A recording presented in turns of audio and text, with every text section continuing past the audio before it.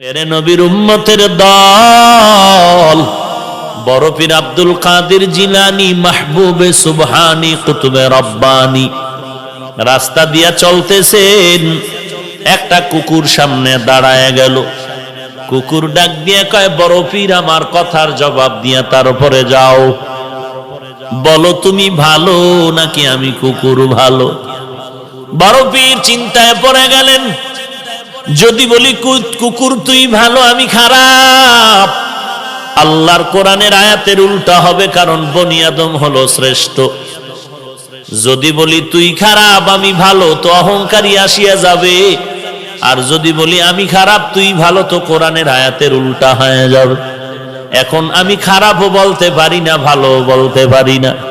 ভালো বললে আমি নিজে ভালো বললে অহংকারী হবে, আমি নিজে খারাপ বললে তুই কুকুর, ভালো বললে কোরআনের আয়াতের উল্টা হবে।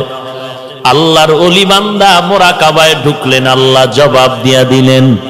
এই জবাব পাইয়া ডাক দিয়া কয়, কুকুর কবরে যাওয়ার আগে আমি তোকে বলতে পারবো না আমি ভালো নাকি আমি খারাপ, কারণ আমাকে সবাই বড় পীর বলে ডাক দেয়, কিন্তু মরণের পরে আমার সামনে কিছু যাবে না। আমার তিনটা পাতলা কাপড় আমার আসল বিছানা হবে। ওই অন্ধকার কবর 3.5 হাত মাটির ঘর হবে।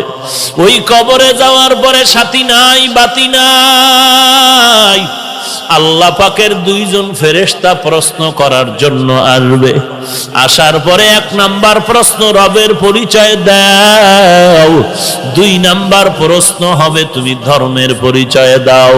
3 নাম্বার প্রশ্ন হবে, তুমি রাহমাতুল লিল আলামিনের পরিচয় দাও। যদি আল্লাহর শুকর জবাব দিতে পারি, তাহলে আমি তখন তোমাকে বলতে পারবো আমি আব্দুল কাদের জিলানী ভালো, তুই কুকুর বড় খারাপ। আর যদি ওই প্রশ্নের জবাব দিতে না পারি, তখন আমার কবর হয়ে যাবে জাহান্নামের আগুন। 1টা নয়, 2টা নয়, 70 থেকে 99টা সাপ কবর ভরে যাবে। 2 পার্শ্বের মাটির চাপ। তখন আমি জবাব দিয়া বলতে পারবো, কুকুর তুই ভালো, আমি মানুষেও ভালো হতে পারলাম না, কারণ আমার কবরের মধ্যে আগুন জ্বলে, আমার আযাব হচ্ছে, তোর কোনো আযাব নাই। আমি কবরে যাওয়ার আগে তোকে জবাব দিতে। জিলানী ডাক দিয়া কয়, ও দুনিয়ার মানুষ, মরণের আগে কবরে গিয়া নাজাত না পাওয়ার আগ পর্যন্ত নিজেকে ভালো মনে করার উপায় নাই।